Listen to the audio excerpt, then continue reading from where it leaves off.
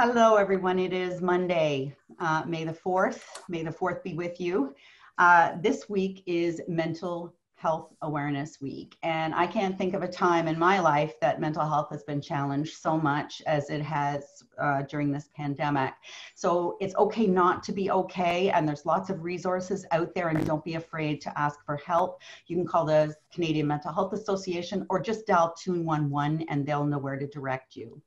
Also, it's Emergency Preparedness Week, and I invite you to go to simcoe.ca and Google or search for Emergency Preparedness Guide. And there's this really great guide that walks you through how to prepare for just about any kind of emergency you could ever imagine. It's a great guide, and now that we have time to work on such things, it would be a good time to have a look through that. And finally, now that we're talking about emergencies, it is also International Firefighters Day today. So a big shout out to our firefighters, the men and women who serve us, the volunteers and the full-time. I'm wearing my Innisfil firefighter shirt today in honor of you, and thank you for all of you do.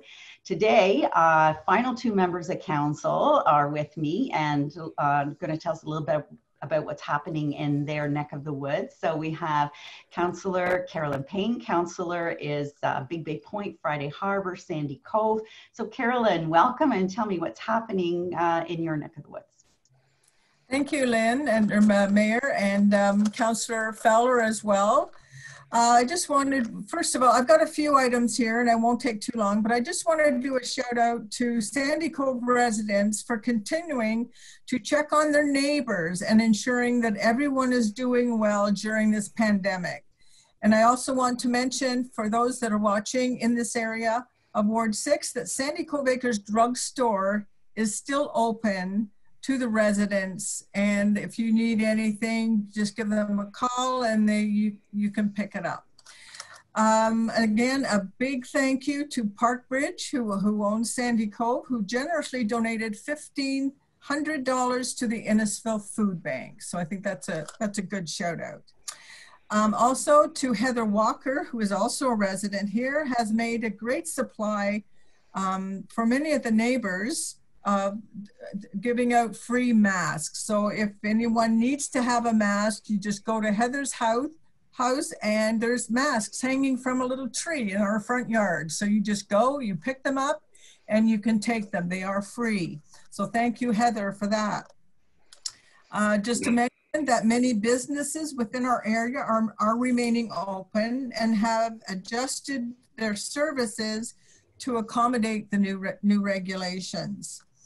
The Cove Cafe is providing fresh takeout meals to the community residents, as well as frozen meals available. And that's for everyone in Ward 6. Please call ahead to place your order. I have heard that they're also offering staples like flour, yeast, etc. But I would check with them on that as well, because you don't know what gossip is like, you know. Friday Harbor Beach Club is also supplying takeout meals and making deliveries in the Big Bay Point area. The Fine Foods is also in Friday Harbor, is also open for grocery needs, and safe distancing does apply. Walking trails are open in Friday Harbor, so if you want to take your family and get some sunshine and some fresh air and take a little bit of the mental stress off you, you can go through the trails in Friday Harbor.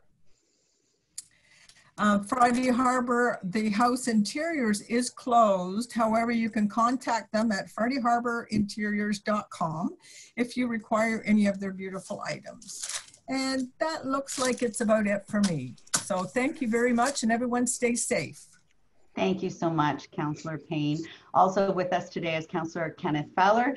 Councillor Fowler is his first year councillor in Ward 5, and that is, I call it Alcona North, so from the 9th line north. So welcome, Councillor Fowler. What's happening in Ward 5? Good afternoon, Your Worship.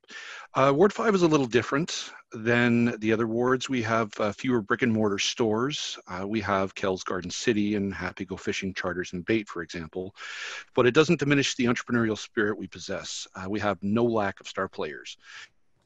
We have numerous essential workers who work on the front line in the food and service industries and trades, mechanics, HVAC, and more. There is one particular gentleman I'd like to draw attention to. His name is Jake Whiteside Andrews. This young man rises every morning, straps his boots tight, heads off to work with nary a grumble or a complaint. When I was talking to him recently, I asked him why. He told me that in these times, if his family needs anything, he wants to be in a position to help as much as possible. So when our youth rise to the occasion like this, they deserve every ounce of respect we can afford them. Ward 5 is also the home base of Embrace and Become. Hashtag Ward 5 Pride. They've moved their business support network to an online format via Zoom, and they're still going strong. They used to meet every Wednesday at the Cove Cafe, and I will mirror Councillor Payne when I say that the food is good. It's worth ordering from, believe me. Embrace and Become has established itself as a pillar which supports many of Innisfil's growing businesses. Cheryl Clark and Sonia De Silva, you both are superstars in my eyes. In fact, they were key players when it came to helping me organize a drive to help the Morey family in my ward last week. The family has a little warrior at RVH who's currently residing in the NICU, and if all goes well, he should be able to come home very soon. If I could beg your indulgence, Your Worship, I would like to express the family's gratitude to each and every individual who gave of themselves without so much as an ounce of hesitation. We had our local businesses reach out and donate. We had Newbridge Auto, Johnny Burger, the Sandy Cove Drugstore, to name only a few. Add in Innisfil Christmas for Kids, the Innisfil Community Church, and Pastor Courtney, and you will get a clear picture of what we can accomplish when we put our hearts together. Now, we can't forget the Fitzies. Not only did they play to entertain the people who donated to the drive, but they continued to do live stream virtual concerts to keep our residents' spirits up. They keep the music flowing. I would like to give a huge shout out to our dedicated library staff for letting their creative side run wild. They continually offer all manners of learning opportunities online with videos and virtual tours via Boredom Busters found on their website. Lastly, I want to thank the teachers of Goodfellow Public School. I have been made aware of a movement they're promoting called the hashtag 21 Days of Positivity Challenge. I've never been more proud to serve my community as I have in these past weeks, and wanted you all to know how much you inspire me. So thank you, everyone, from the bottom of my heart. Thank you, Innisfil. Thank you, Mayor Dollin. Thank you both for being here today. I can echo all of those words. The library are also doing care calls to individuals who may be shut in and lonely, and they've done over 500 of them since the beginning of this outbreak. So lots to be thankful for. Thanks, everybody, and we'll talk again tomorrow.